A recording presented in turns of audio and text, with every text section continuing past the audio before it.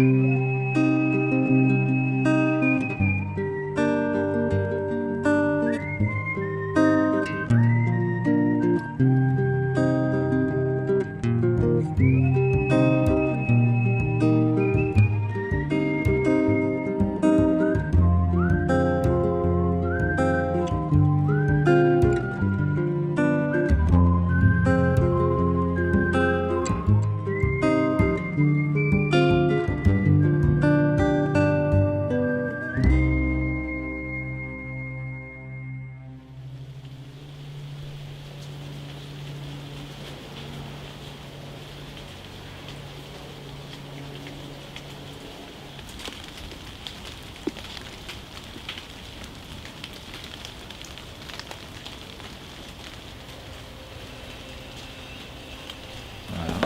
petite marche, donc on prend des choses frugales en fait. Dans ce chemin-là, on va marcher dans la pluie, dans le vent, on va aller voir de la beauté. Et, en fait, c'est le chemin de la résistance quoi. Pas grand-chose à se mettre sous la dent, mais des choses du réel quoi. Une bonne carotte, une pomme, des dattes, puis une petite bière. Faut rigoler quoi. C'est quand même, faut rigoler. Un des trucs importants de la résistance. De garder de l'humour. Parce que tout ça, ça paraît tellement sérieux en fait. Et moi, mon rêve, ce serait que tout ça se dégonfle dans un éclat de rire quoi. Dire waouh. En fait, c'est juste une blague où on a déliré quoi. Ça vraiment, ça me plairait quoi. Que vraiment, il y a un grand éclat de rire à la fin. Voilà, comme le verre d'Apollinaire quoi. Mon verre s'est brisé comme un éclat de rire. Tout ça explose en toutes petites paillettes et en petits morceaux. Hein. Ouais, ça, ce serait chouette. Donc je peux pas en parler, mais on a des projets humoristiques. Qu'est-ce que ça veut dire résister hein résister, ça veut dire tenir, réussir à bâtir autour de soi comme une cohérence en fait. Et en fait, c'est comme si tout s'effondrait et qu'il y avait cette bulle de résistance. Et cette bulle de résistance, elle se structure en même temps que ça s'effondre. Les résistants, ils n'existent pas avant qu'on soit en train de s'effondrer. Ils n'existent pas avant qu'il y ait un totalitarisme. Ils sont en quiescence, ils sont potentiels. Mais ils existent vraiment que quand la contrainte arrive.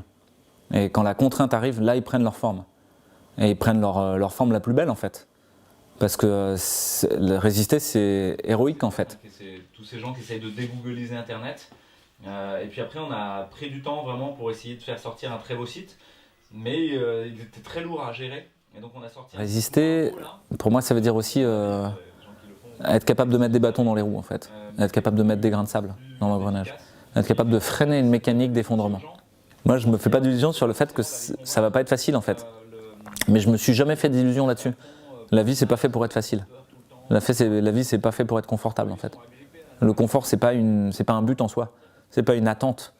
Quelque chose où assez régulièrement, je peux avoir du conflit avec des gens qui sont de la génération baby-boomer, considéreraient qu'ils devraient être confortables, quoi. Que ça devrait être bien assis dans un gros fauteuil, en fait, et qu'il n'y ait plus rien qui bouge. Mais ça, c'est un cercueil, ça.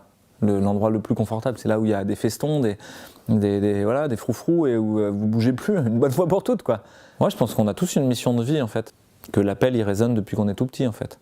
Et qu'on l'entend pas, ou qu'on veut pas l'entendre. Et l'appel, là, il résonne encore plus fort. Et donc, pour moi, la résistance, ça a consisté à se rendre disponible. Moi, je suis prêt à perdre mon travail. Je suis prêt à m'enfuir, en fait, s'il y a besoin. Je suis prêt à prendre le maquis, si c'est nécessaire. En fait, ça y est, je suis prêt, quoi.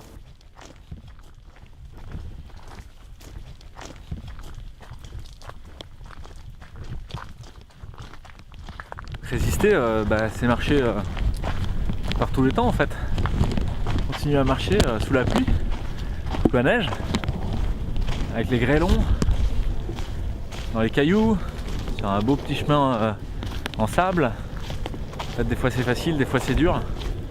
Et on marche quoi. Et on sait même pas où on va. Souvent on revient au point de départ, je sais pas si vous avez remarqué, dans toutes les marches à la fin, vous revenez à la maison à la fin. Et donc on va peut-être juste revenir au point de départ, mais on y va quoi. Et au passage, c'est la marche qui nous transforme. Il l'a dit Yoda, le côté obscur de la force est plus rapide, plus facile. Et on cherche pas ni la facilité ni la rapidité. Donc la résistance c'est en lenteur, mais c'est pas facile.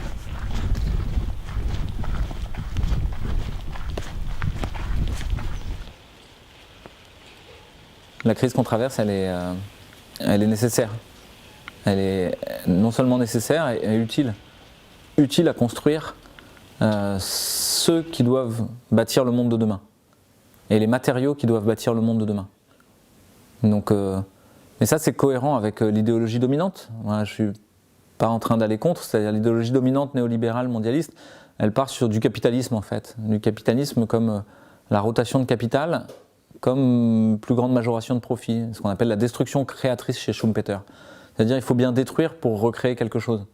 C'est même l'idéal de la disruption, quoi. Dans toutes les écoles de commerce, toutes les écoles d'ingénieurs, toutes les écoles d'administration, c'est le seul mot-clé, il faut disrupter. Bah ok, allons jusqu'au bout, quoi. Disruptons jusqu'au bout ce système de merde, qui crée que de l'inégalité, qui crée que du pouvoir, que de la domination, qui crée de la brutalité, de la violence, qui sépare les gens les uns des autres, qui crée des gens tout seuls, juxtaposés les uns aux autres. Laissons-le s'effondrer, en fait.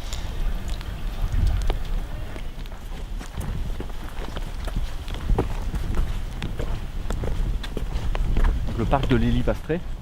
Lily Pastré, c'est la comtesse Pastré qui possédait toute la forêt là, au sud de Marseille, et qui se baladait en carrosse et tout ça. Et tout cet endroit, c'était interdit au public. En fait, c'était l'endroit où il y avait des gardiens et tout ça. Et au moment de la guerre de 39-45, il s'est trouvé ici un très grand nombre de résistants, en fait. C'est-à-dire que Lily a ouvert son château à la résistance et a fait venir tous les intellectuels d'Allemagne, de France, d'un peu partout, qui fuyaient l'Allemagne nazie. Et donc il s'est retrouvé ici Bertolt Brecht, Hannah Arendt, Simone Weil, etc. Des gens qu'on aurait peut-être jamais rencontrés autrement.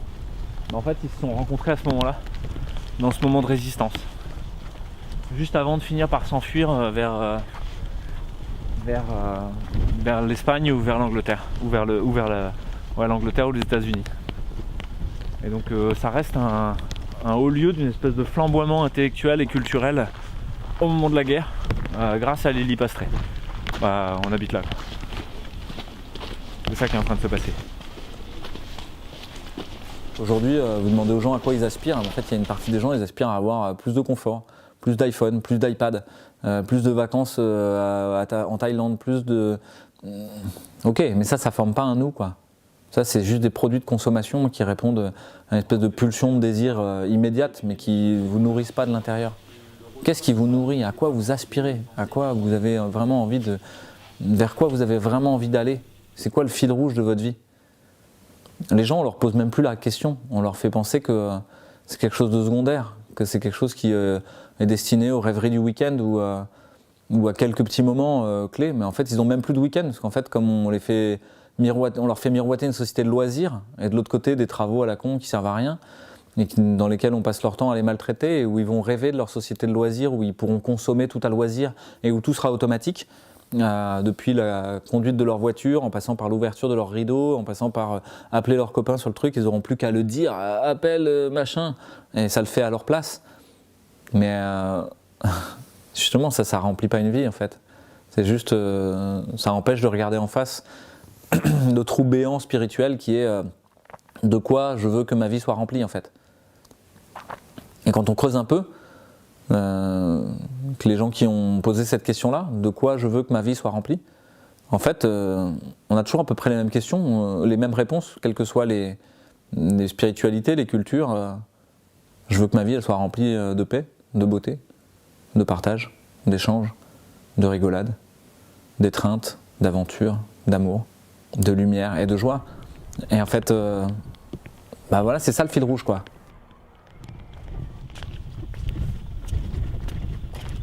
Notre-Dame de la Garde. Veille sur nous. Pour qui tu résistes, tu m'as demandé? D'abord pour moi. Je veux pas vivre dans le monde qu'on nous propose en fait. Je veux pas vivre dans un monde un techno-cocon où je suis protégé de tout, où j'ai une assurance pour aller pisser, où j'ai un casque pour sortir dehors dans la rue, où j'ai un masque pour dire bonjour à mon voisin. En fait, je veux pas vivre dans ce monde-là. Et donc, il faut que je me donne les moyens de créer un autre monde. Donc c'est d'abord pour moi. Et puis ensuite, c'est pour mes enfants. Parce que je pense que ma seule mission de vie, en fait, s'il en reste une, c'est de protéger mes enfants, de les mettre dans ce méta-besoin de l'enfant, qui est celui de la bonne tension entre la liberté et la protection. Donc je cherche à ce que mes enfants puissent grandir en liberté. Or là, c'est pas ce qu'il leur est proposé. Là, on leur propose uniquement d'être les esclaves et les rouages d'un système qui se rapproche de la matrice, quoi. J'ai pas envie de ça. Donc ça pourrait paraître égoïste au départ, mais je suis assez honnête là-dessus, quoi. Après, c'est aussi parce que ma mission de médecin, de soignant, elle est partie de ce constat au départ de la souffrance, en fait. De ma souffrance et de la souffrance de l'humain sur Terre. Et que je voulais essayer d'y faire quelque chose, en fait. Je voulais essayer de trouver un moyen d'aider là-dessus. En fait, ça y est, moi je trouve un moyen d'aider, quoi. Puisque là, une grande partie de ce pourquoi la souffrance est là transparaît, quoi.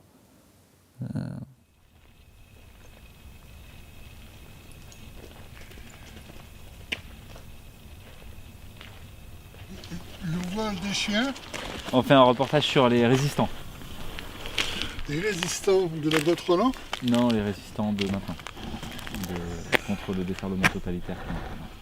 Ah, alors ça, c'est une bonne idée. Bah, moi, j'avoue que je suis très sensible à ça et puis très remonté, quoi. Moi, je fais partie des gens qui ont changé de médecin pendant cette période. Ouais. Parce que je ne supportais plus le comportement de ma médecin qui était devenu complètement autoritaire. On n'arrivait même plus à discuter tellement elle était parano par rapport à la Covid. Je comprends pas qu'il y a des gens, notamment Véran, enfin moi ce que j'appelle véreux, cardiologue, un éminent spécialiste soi-disant, fassent de la politique. Qu'est-ce qu'ils ont à foutre dans la politique? Raoult, il n'en fait pas de politique. Il travaille, il bosse, quoi. Voilà. Il sauve des gens. Et Véran, qu'est-ce qu'il fait là? Il nous emmerde tous. Il traumatise tout le monde. Ouais, c'est ça, Voilà. c'est exactement ça, du traumatisme. Il passe son temps à taper sur les gens. Voilà, son vaccin, lui, c'est la parano. Hein, avec le croque-mort, là, comment il s'appelle, Salomon. Voilà. Hein. Bonjour mesdames. Bonjour.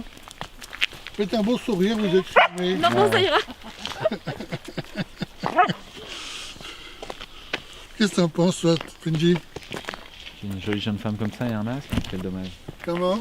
Une jolie jeune femme comme ça et son masque, quel Oui, pitié. il y en a plein dans le Pastré, ça me fait drôle, moi, parce que... Bah, ils sont devenus fous, quoi. Et vous savez, moi j'en connais, ils en mettent 2 masques. Je veux pas le croire. Si, c'est vrai, ils mettent 2 masques avec les gants, les gants transparents, là. Heureusement qu'elle ne craint pas le Covid. Bah, il y a des gens de bon sens, quoi. Je crois qu'il y a aussi ça dans une partie des gens qui... Donc il nous a dit qu'il était remonté, quoi. Il n'a pas dit en colère, mais il a dit je suis remonté avec toute la famille, etc.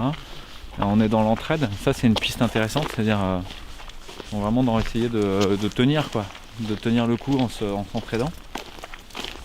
Et en même temps, il n'y a pas forcément l'idée de se mettre complètement en lien avec d'autres gens autour de manière plus large et plus ample. C'est-à-dire qu'il parle d'un mouvement populaire comme si il allait naître de manière spontanée, mais sans proposer d'en faire partie. Et je crois qu'il y a beaucoup de gens qui sont aussi comme ça, qui attendent que ce soit quelqu'un d'autre qui monte au créneau. Parce que c'est pas facile, quoi. Et... ouais. Mon grand-père qui était résistant, en fait, qui était instituteur au départ, et du côté maternel, Albert Favreau, il a été mobilisé, quoi, en 1939, et puis en fait, dans la débâcle, a été mis dans un camp militaire allemand. Et en fait, il s'est évadé. Et ensuite, il a participé à structurer un réseau qui s'appelle Mithridate de résistance. Ensuite, il est resté dans l'armée. Et une des histoires qu'il raconte, c'est dans cette tension utilitariste ou déontologiste sur le fait de tuer des prisonniers allemands, des militaires allemands, ou de les relâcher, parce qu'ils ne pouvaient pas s'en encombrer. Il y a cette histoire qui traîne dans la famille que lui, il les a laissés partir, en fait. Quel qu'en soit le risque derrière, là, on est face à quelqu'un qui était pour mon grand-père, hein, dans une logique déontologique, c'est-à-dire je fais ce que je dois faire. Peu importe les conséquences calculables ou calculées, et voilà. Je pense qu'il fait partie des héros, ouais. Des héros auxquels je peux me référer, quoi. Et ça, je pense qu'on a besoin de héros pour essayer de s'identifier, savoir qu'est-ce qu'on a envie de devenir, qu'est-ce qu'on a envie d'être, d'incarner. Si on n'a pas de héros, voilà, si son héros c'est Spider-Man, Superman ou Batman ou Iron Man, c'est quoi? Des mecs paranoïaques qui vont rendre la justice contre le système parce qu'ils pensent que le système est trop corrompu. Et pour ça, ils ont des super pouvoirs qu'ils ont hérités parce qu'ils ont été irradiés ou parce qu'ils ont de la technique à gogo autour d'eux et voilà, ils ont 50 ordinateurs ou parce qu'ils sont multimilliardaires de leur père ou de leur grand-père comme Batman. Voilà, en fait, ça c'est typiquement le héros américain. En fait, non, le vrai héros, il construit ses compétences progressivement en fait. Il les affûte au feu du combat, toutes ses armes, il les fait, il les gagne de haute lutte, quoi. Et il devient petit à petit le héros qu'il devait être. Donc, alors que Spider-Man et ça, ils sont d'emblée, de manière transcendante, ils sont élus par les dieux pour être des héros, quoi. Non, vous n'êtes pas élus par les dieux pour être des héros, quoi. On devient le héros de sa vie parce qu'on décide à un moment d'y aller, quoi, de prendre le risque, de s'affûter au réel, quoi. Bonjour. Ouais. Vous allez voir. Mais non, c'est le docteur Fouché, c'est ça? Ah salut, enchanté, je suis vraiment content de vous voir. Et vraiment merci. Merci vous et vos collègues qui sont dans la même lignée que vous, franchement merci. Ah c'est cool, merci. Non mais franchement, honnêtement, vraiment, vous avez été le grain de sable dans ce truc. Ah ouais, on essaye de tous être des petits grains de sable pour éviter le truc, quoi. Ouais, mais il faut tous l'être après. C'est pas rien, j'imagine. Ouais. C'est dur parce que les entourages de suite ils sont happés par la com. Enfin voilà. Lui le premier, il a des trucs, il a été obligé de fermer. Ouais, non, après financièrement, ouais, c'est sûr que moi j'étais dans le tourisme et dans la musique, donc ça c'est adieu. Ouais. Non, mais même, je veux dire, de tout toute l'ambiance, quoi. Enfin, il y a deux camps, on va dire, hein, en gros. C'est vrai, hein. Et c'est dur, hein, c'est dur. C'est dur de maintenir les positions, c'est dur mais c'est grâce à des mecs comme vous et quelques autres qu'on doit pouvoir compter sur les doigts d'une main qu'on tient bon. Honnêtement, non mais honnêtement. Voilà. Pour moi, vous avez été tous des petits grains de sable qui ont fait péter qui font un peu tanguer leur bateau. Quoi. En tout cas, l'information et la fausse information qu'il y a, c'est impressionnant. Soit disant le vaccin il devait sortir en 2021, maintenant ça y est, il en est sorti un, ils sortent tous. Le vaccin c'est un très très grand moment quoi, de non-science, de non-médecine, de non-information. C'est ouf. D'un coup il apparaît, tout le monde, ça y est, il est sorti le vaccin. Parce qu'une fois que tout le monde gêne. Je suis allé acheter le santon de Raoult. Ah oui. Ça fait 3 jours j'y vais, il y en a jamais. Il paraît qu'il est en rupture de stock, ouais. Ouais. Voilà. Ah vous travaillez avec lui? Moi pas directement, mais oui. Ils veulent le démolir. Non, mais lui aussi, hein, en ce moment, il passe dans les infos, machin et tout. Et, Non, c'est vrai, c'est une honte. Tenez bon et le délire, quoi. Courage. Hein. Ouais, mais en face de vous. Mais un jour, il y a tout qui va sortir, de toute manière. On le saura, la vérité. Ouais, c'est ça mon espoir, moi. Ouais, mais ça sortira, on verra. Tire le fil de choses qui étaient là depuis bien longtemps et qui vont. Bien sûr. Ouais. Allez, passez une très bonne journée. Bonne journée, au revoir. Courage. C'est compliqué pour moi en public là, d'inviter à l'action de désobéissance civile. J'appelle à la non-violence en fait, mais une non-violence active et de blocage, de boycott. Arrêtez d'acheter des iPhones, éteignez votre télé, éteignez votre téléphone portable, éteignez Internet. Tenez le coup pendant 14 jours. Déjà, vous allez voir, est-ce que vous arrivez à tenir le coup 14 jours sans Internet? Très difficile en fait pour la plupart d'entre nous, et y compris pour moi. Mais on pourrait se donner comme ça, comme premier défi, et voir qu'est-ce qui se passe en fait. Là, vous allez me dire, mais l'ensemble des gens ils sont hypnotisés quoi, par le joueur de flûte de Hamelin. Attaquez-vous à l'hypnotiseur. Faites ce qu'il faut. Déconnectez les réseaux. Bonsoir. Allez, ça va, allez. Arrivez à débrancher la télé, Internet. Tout le monde peut essayer de le faire. C'est-à-dire rompre le pacte avec le diable. Le diable vous dit, je vous donne des pouvoirs et je vous demanderai en échange. Non, pas rien. Presque rien. Mais c'est quoi presque rien? C'est presque rien, c'est un tout petit quelque chose. Mais quoi alors? Votre âme. Non, c'est quoi l'âme? Je sais pas ce que c'est, moi, je m'en fous. Ouais, je veux bien signer, ok. Et donc on a signé en disant, mais je sais pas ce que c'est l'âme. Et Aujourd'hui, on a des outils qui en fait contiennent un niveau de violence, un niveau de mal, un niveau d'ombre qu'on refuse d'envisager de regarder en face. Dans nos téléphones portables, il y a des enfants dans des villes-usines, il y a des guerres qui sont fomentées voilà, en République démocratique du Congo ou ailleurs pour avoir accès aux supraconducteurs. Si tu fais le compte à la fin, bien sûr qu'il faut dire non. Bien sûr qu'il faut poser son téléphone portable smart, soi-disant, et l'éteindre.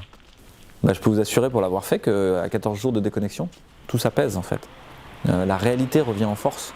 C'est-à-dire que 14 jours sans tous ces écrans, tout le monde va réaliser que le problème, c'est les masques dans la rue. Tout le monde va réaliser que le problème, c'est les conflits à la caisse du supermarché avec quelqu'un qui vous explique ce que vous devez faire ou pas. Et tout le monde va réaliser que le problème, c'est que les restaurateurs, les artistes sont en train de crever. Et tout le reste, ce sera de la littérature. Tout le reste, ça n'a pas d'importance en fait. Qu'il y ait des multimilliardaires qui s'étripent pour essayer de vous faire vacciner pour un truc qui fait si peu de morts. Mais pourquoi est-ce qu'on s'énerve là-dessus quoi? On s'en contrefiche en fait.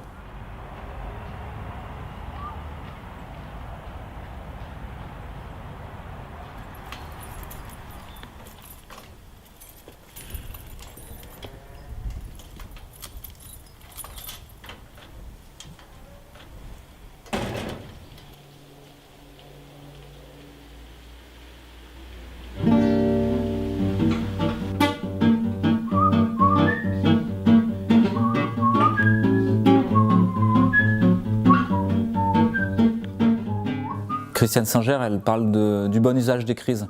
Et elle dit que c'est grâce aux crises en fait qu'on trouve sa forme. En fait, je dois accepter l'idée que cette crise, finalement, c'est l'occasion qui m'est donnée en fait de devenir le meilleur. Et ça, je l'ai déjà vécu en bateau. Être coincé pendant 2 semaines, 3 semaines, 1 mois et demi sur un bateau avec des gens, en fait, tu sors le pire ou le meilleur. Tu peux décider d'être insupportable en fait avec tout le monde, d'envoyer bouler tout le monde et puis à la fin de claquer la porte. C'est possible en fait. Je peux plus jouer ça, faut que je me refasse le poignet quoi. Ou alors tu peux commencer à faire la cuisine pour les autres. Tu peux commencer à être sympa, à aller mettre une couverture sur celui qui prend son quart après un quart de bar difficile quand il s'est endormi. Tu peux essayer d'aider de tous les côtés que tu peux. C'est extrêmement réjouissant de sortir le meilleur de toi-même. Il y a tellement de contre-dons que ça crée une énergie énorme. Ouais, là, tu vois, dans cette enveloppe, il y a une partie des choses que j'ai reçues, en fait, de tous les gens qui écrivent. Alors, ils m'écrivent à moi, ils écrivent au travail. Il y a beaucoup de gens qui m'écrivent avec de la colère et de la détresse aussi. Il y en a qui se sentent seuls. Voilà. Donc il y a tout ça quoi. Donc moi je suis nourri de tous ces gens autour quoi. A l'inverse, aujourd'hui tu as des gens qui vont des no fake med sur internet, reprendre tout ce que dit Fouché ligne par ligne et puis envoyer un post en disant il faut le prévenir, l'ordre des médecins, le dénoncer, etc. Il y a des gens qui font ça vraiment. Et tous les jours, ils passent leur temps à signaler toutes les vidéos, etc. T'imagines dans quel délire horrible ils sont, quoi. Comme ils doivent être malheureux, en fait. Comment ils peuvent être contents d'eux-mêmes le soir, en fait. Ils sortent le pire, quoi. Donc, ça, c'est ma grande confiance, en fait, dans ça. C'est qu'il y a beaucoup plus de gens qui sortent le meilleur dans ce que j'ai vécu en bateau et dans des traversées, dans des tempêtes, que de gens qui sortent le pire. Et en plus... dans la tempête, les gens ils sortent tellement le meilleur qu'ils sont capables de tenir beaucoup plus longtemps que ce qu'ils pensaient, de sortir des ressources qui étaient complètement insoupçonnées, des choses qui étaient endormies en eux, qui se réveillent d'un coup, du courage, de la capacité d'action, une compréhension. Et donc ouais, le bateau pour moi ça a été un vrai petit maître pendant de très nombreuses années, qui m'ont peut-être préparé à maintenant en fait. Donc, ouais, moi je suis prêt. On y va.